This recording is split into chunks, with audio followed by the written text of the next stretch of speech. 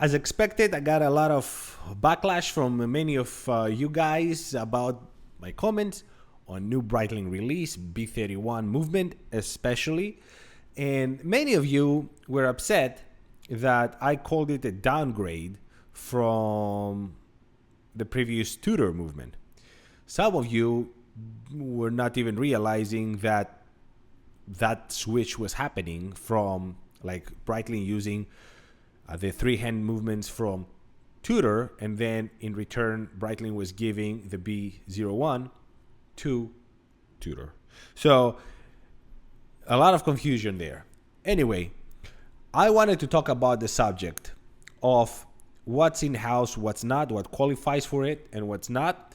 And I posted a poll yesterday asking you the four main categories that I see. There's a lot of subcategories in each one of these. So I'm trying to keep it as clean as possible. I understand there's a lot of subcategories on that. Like the first one is a Celita based movement with a minor modifications, like a change rotor can be called in-house. Any touch can be called in-house. And surprisingly, even like a 3% said yes. I mean, I don't know how. But yeah, I mean, that cannot be called in-house, technically. Or I should say, ethically answered. Because technically, for example, all the Powermatic 80 movements, the former 2824 by ERA, that they're given to Hamilton, Tissot, Mido, Certina, they all use the same movements. But they're all owned by the same group. So technically, by law, that is in-house. So, but is it in-house just because they changed their order? I say no. Surprisingly, a very small minority said yes.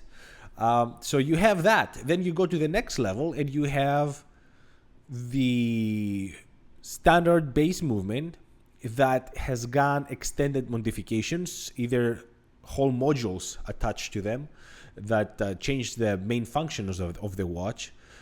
Some added decorations, some added skeletonizations, and that is where it starts getting a little tricky for me. Because yes, the movement starts as a third-party movement.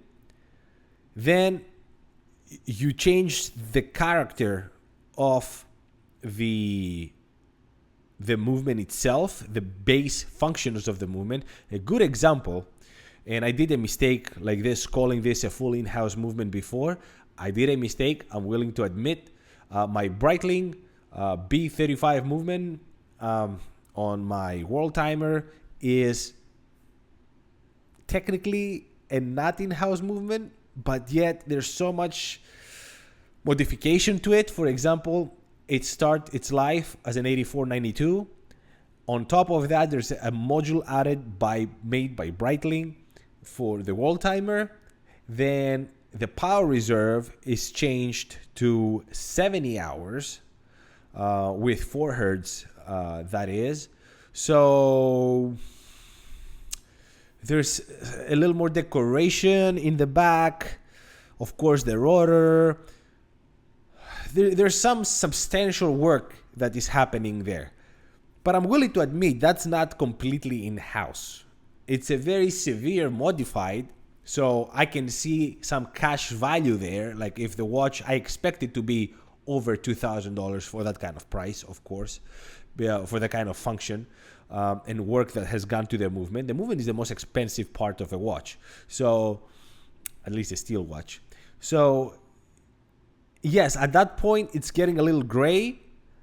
Whereas more gray, according to you guys, because about 22% of you agreed, is when a watch company designs a movement and then it gives it away to a third-party company to produce it. Now, there's a lot of gray area there too. For example, I spoke about the B31 and its similarities with the Tag Heuer movement. They use the same Celita manufacturer, and the basic architecture is the same. Some things do change. I think it was some changes in the spring, and minor changes. The basic architecture is the same. And then you have the same thing from Oris. So Oris calls it in-house designed. It doesn't try to, at least they're very honest about it. In-house design. Oris doesn't do any watchmaking. Oris is just putting stuff together. I love Oris. Don't get me wrong. I love Oris. But the price of an Oris is reflecting what's happening. And that's why I appreciate Oris in so much more than other watch brands. They're out there saying, okay, yes, this is a Sellita movement. This is an in-house designed movement produced by somebody else. Even when they have gold on some of the Aquis watches on the bezel, they say gold ring. They don't go like tell you that the whole thing is solid gold and whatever. They try to be very precise to what they say and what they promise. So I can appreciate that from a company, and we need more than that. Somebody got offended that Raymond Wheel was compared with the Breitlings, but they use also Sellita for the luxury division of Sellita, but still it's owned by Sellita. Come on, let's be. It's a luxury division of Sellita. Let's start playing games here of what's what. So you have Raymond Wheel, Oris, Tag Heuer, Breitling. They all go to the same manufacturer asking for movements, and then you have, and then people say it's an in-house movement. I mean, I don't know how can you call that in-house. So if this is in-house, what's the B01? The B01 was designed and manufactured and assembled by Breitling. I gave this example many times ago. Breitling chronomat from early to up to 2015, 2016 to mid 2000s to 2015, 16 is probably the best Swiss buy you can buy for that money. They're all under $3,000 right now. It's Swiss made. There's videos online that show you exactly how it's made.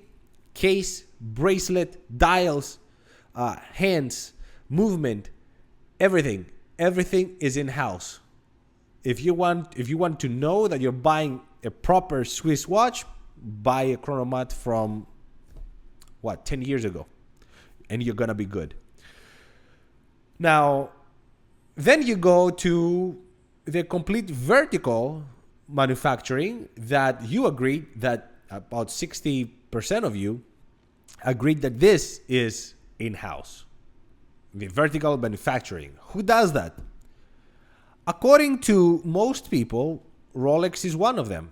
Many disagree. They say, they bought some manufacturers and they call it now in-house. They weren't making their own movements before, which can be true, but many companies have done exactly that. So, and also there's adaptation to whatever they were producing to match Rolex standards. You can see some continuation in movement architecture from back then, before they acquired those manufacturers, to today. So whatever they were making, they changed it so they match Rolex designs, Rolex architecture. So from what I see, as far as I'm concerned, Rolex is a complete vertical manufacturer. The same goes for Glashutte Original.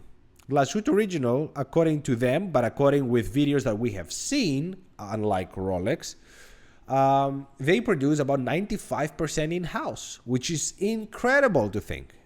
From ball bearings for the rotors, to their dials, to their hands, to the plates, to the screws. They make the machines that make the screws, and then they make the tools that work with those screws.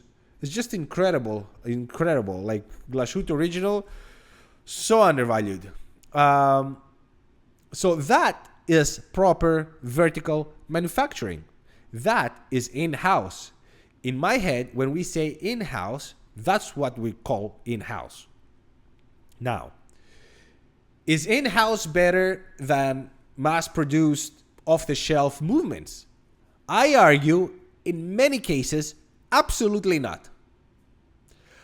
I spent all this time talking about Sellita movements in Breitlings and in Raymond wheels and all that. At the same time, we have to agree that those movements have over 70 hours of power reserve. They have some incredible designs, good decoration, and all that at a very thin movement. With the same talking, the equivalent Tudor is much thicker. And Tudor is not even decorating the movements. It's just sandblasted, put on the case. Incredible quality. I had 2 of them, so I know. But they're not even decorated.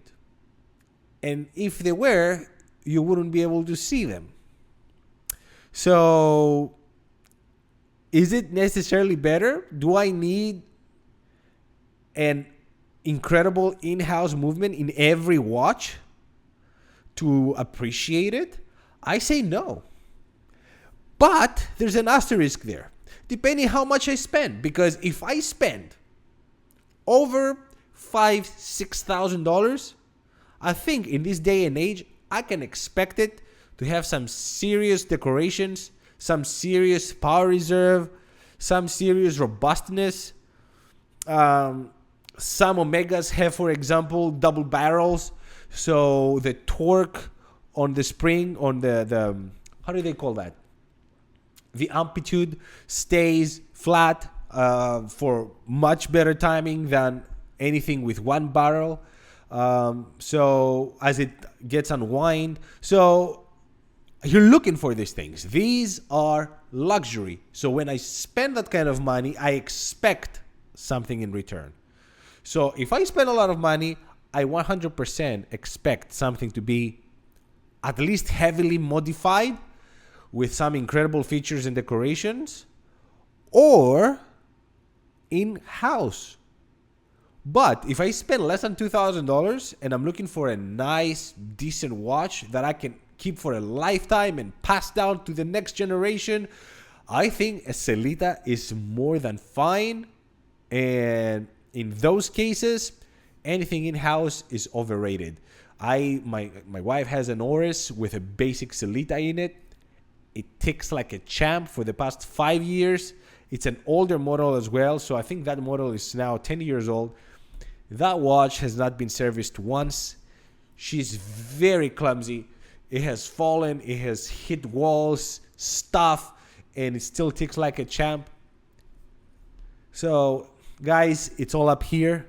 It's all in your mind, and it's luxury. I think it's fair for us to ask for more, but depending on our budget, I think it's more than fine to settle for something technically less, but that will serve us for life, and it's like a good companion for the rest of our lives. Let me know what you guys think about in-house movements, how important they are for you. Are they any important for you? Thank you so much for watching. Until the next one. Ciao.